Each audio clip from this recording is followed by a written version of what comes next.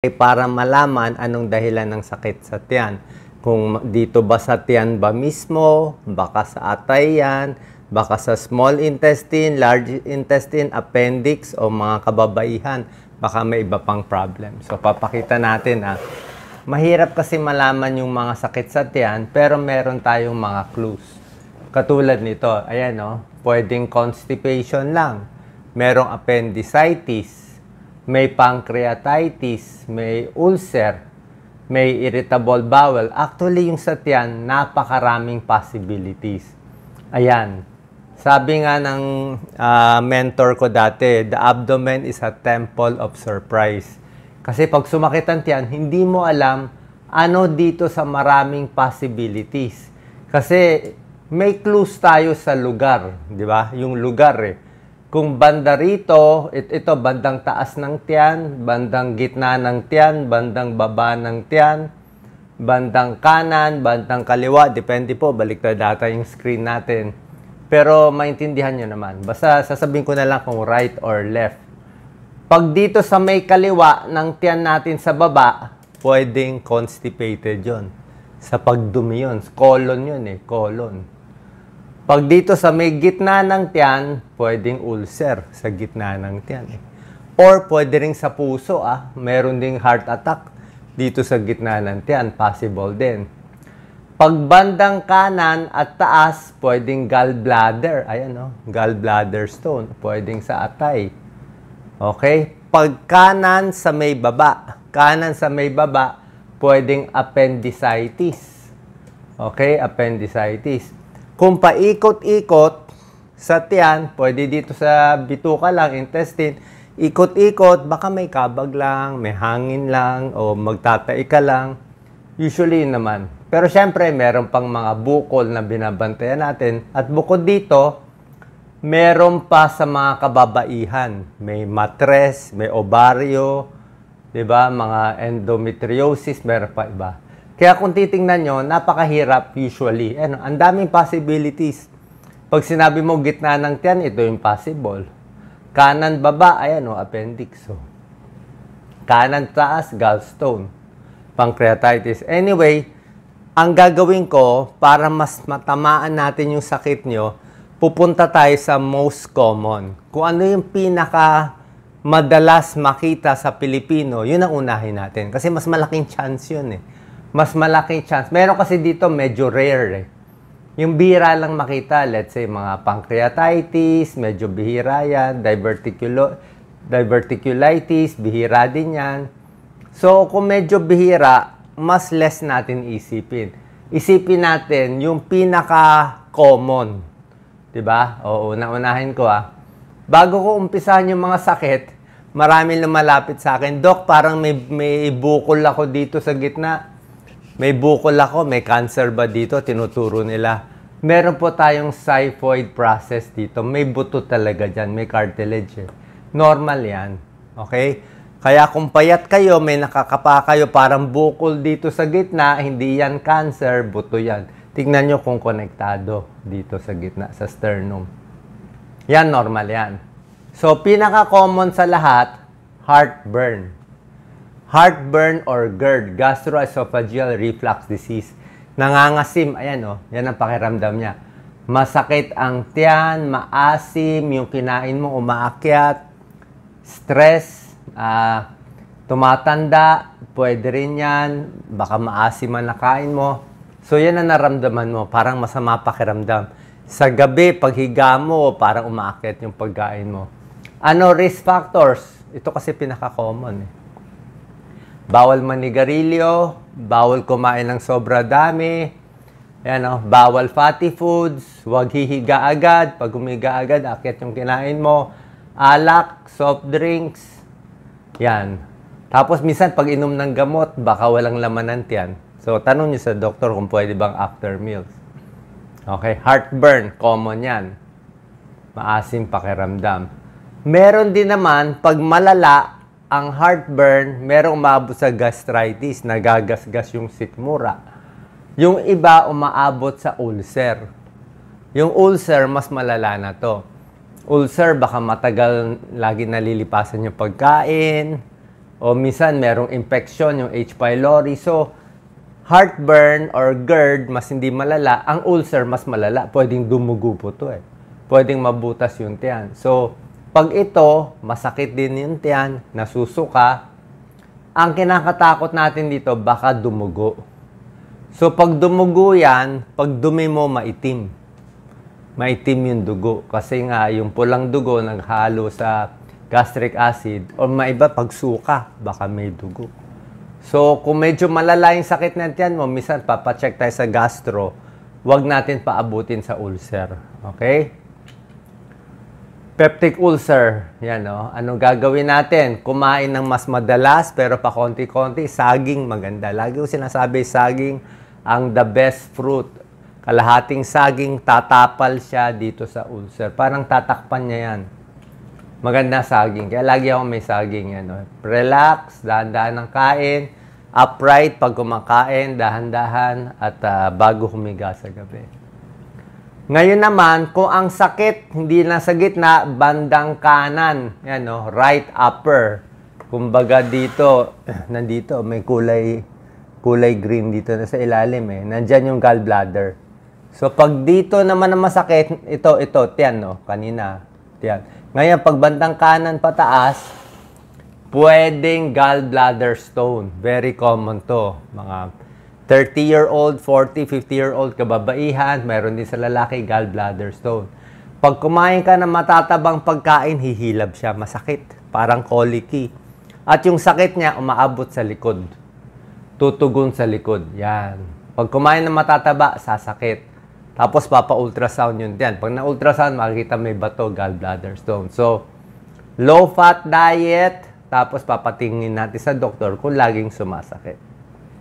Okay? Diagnosis lang tayo. Yung gamutan, meron tayo mga ibang mga videos yan. Pero dito, low-fat diet kailangan mo.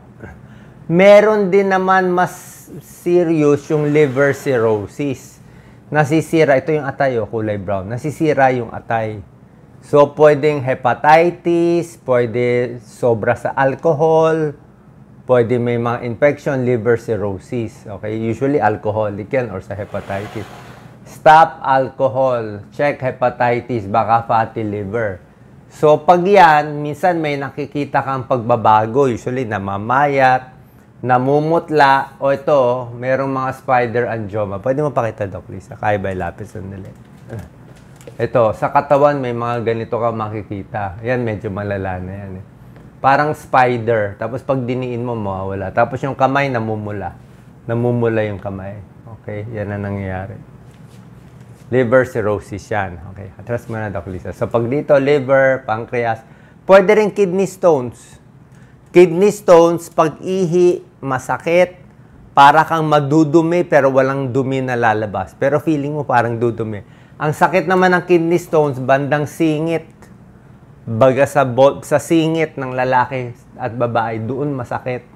Kidney stones yan. Yung ihi mo, parang iba kulay. Pa-check urinalysis kung may dugo, kidney stones. Okay, nakita niyo mga possibilities, isipin niyo, baka, ano lang ba, wala bang problema o itong mga nakwento ko? Pwede ko ipakita na yung mga hindi delikado. Okay, napag-usapan ko na yung heartburn, yung GERD, yung gallbladder stone, yung liver cirrhosis, di ba? Itong kidney stones. Yung hindi delikado, yung gas lang, mahilab lang, di ba? Yung magtatai lang. O hindi delikado yun, humihila, baka nakainom kang malamig, na-stress ka, o matatai ka, pwede rin yun. O salita ka ng salita, mahangin, pwede rin yun. Yung mga gas, spasm, hindi naman delikado yun, normal lang yun. Ang isang delikado na lagi namin binabantayan na surgical problem, appendicitis. Okay? Ang appendix, nag-uumpisa yung sakit sa may bandang sikmura, dito sa taas. Tapos, after 1 day up to 2 days, biglang lilipat sa kanan sa baba. Okay, pag sumakit sa sikmura, tapos after 1 day, 2 days, biglang lumipat sa kanan at banda kanan at baba, yun na ang appendix. Pag sa kaliwa, hindi appendix yun. Pag sa kanan, kumbaga dito sa drawing, dito sa anatomy natin, Dito sumasakit, pero dito, lilipat dito sa kanan. Ito yung itsura ng appendix. So, inooperahan yan pag appendix. Okay, pupunta agad sa emergency room. Sintomas, masakit ang tiyan, hindi nawawala, kahit anong gawin, nasusuka, pwede rin yan. Appendicitis. Minsan may lagnat. Meron ding luslus. Okay? Nagbubuhat, umiire, may lalabas na bukol. Ito, may bukol sa singit, luslus dito. May bukol sa taas ng singit. May bukol dito sa pusod, umbilical hernia. Meron dito sa abdomen. So, depende. Pero minsan madalas sa singit. So, kung may luslus, papacheck rin natin sa surgeon. Pag hindi nakuha sa conservative therapy, ay minsan inooperahan dito. Iwas sa matinding pag-ubo. Kaya pag uubo, ako nga medyo pigil. Diba? Huwag masyadong mag-iire ng mabigat. Huwag masikip ang pantalon. Ito, problema ko. Irritable bowel syndrome. Irritable bowel syndrome, laging humihilab yung buong bituka. Large intestine, small intestine, hilab ng hilab ng hilab. Ito, ilang taon magsasuffer niyan. Ang dumi mo, minsan malambot, minsan basa, parang hindi matapos ang dumi, mahangin, diarrhea, constipation, abdominal pain. Pero pag chinek up, wala naman makita. Usually, irritable bowel syndrome, maraming may ganito. 30% ng tao pwede may ganito. Konektado siya sa stress, konektado siya sa depression. May depression, may stress, maraming iniisip, maraming may irritable bowel. Anong gamutan dito? Natural remedy lang ako puro gulay. Gulay lang ako Kaya pag constipated ako, gulay, gulay, gulay. Pag diarrhea naman ako, saging, saging, saging. So yun lang pinagpapalit ko. Maraming saging, pag medyo malambot ang dumi, pag matigas ang dumi, gulay, tsaka ibang prutas. Pagbabae naman, pagbabae sa may baba, di ba? Ito pang babae lang Pag sa may baba ng tiyan, sa baba ng pusod, may ibang possibility. Babae, baka buntis. Di ba? Baka ectopic pregnancy. Baka may infection, pelvic inflammatory disease, sexually transmitted to. Baka myoma, may myoma. Baka ovarian cyst. Baka may bukol, may cancer. Baka may problema sa mens. Kita nyo? Meron pang endometriosis. So, pag babae, vaginal ultrasound, ultrasound lower abdomen, iba ang sinisilip. Papacheck tayo sa OB. So, pag babae, sa baba, pwede rin kidney stones kasi yung kidney sa baba din Pwede rin colon. So, nakita nyo, ito yung mga possibility. Pag babae, ang clues natin, na hindi na normal na regla to, yung sobrang cramps ka na, masakit na sa puson, parang kakaiba nararamdaman mo, hindi na normal menstrual cramps. Papacheck tayo sa doktor. Baka may ibang possibility. Pinakamalala sa lahat, yung pinaka-serious na life-threatening abdominal aneurysm. Usually, may edad dapat to Dapat above 50 years old. Yung may aneurysm sa utak mo, putok, brain aneurysm. Pero ito, may aneurysm sa tiyan, abdominal aortic aneurysm. So, humihina ang lining ng aorta dito. Yan, dapat diretso lang yan normal Biglang lumobo. Parang time bomb to So, pag pumutok to, namamatay yung pasyente. Na-operahan to, pero major operation yan. So, pag laging humihilab ang tiyan, masakit. Kaya pag nagpapalpate kami ng tiyan, dapat dahan-dahan lang ang kapa. Huwag mo rin tusok-tusukin yung tiyan kasi mamaya may aneurysm, matusok mo, biglang pumutok So, dapat suwabe lang ang tusok. Okay, ito nakikita rin to sa ultrasound. So, ito yung pinaka-serious. Usually, matanda, may high blood, may diabetes, at parang humihilab ang pakiramdam yan. Humihilab yan, pumupulso yan. So, basically, kung wala pa tayong diagnosis, syempre, ultrasound, urinalysis, blood test, papacheck sa doktor. Pero kung di nyo pa alam, inom muna tayo warm water. Wala namang masama Kahit anong sakit mo, warm water, maganda sa tiyan, detoxify, maganda sa kidney stone, maganda sa blood circulation, maganda sa katawan, maganda sa constipation. So, inom ka lang muna na inom ng tubig. Walang bawal dyan. Pwede mo dagdagan ng luya, salabat, yung iba apple cider, yung iba chamomile tea, pwede rin yan. May iba nag-stretch, walang problema.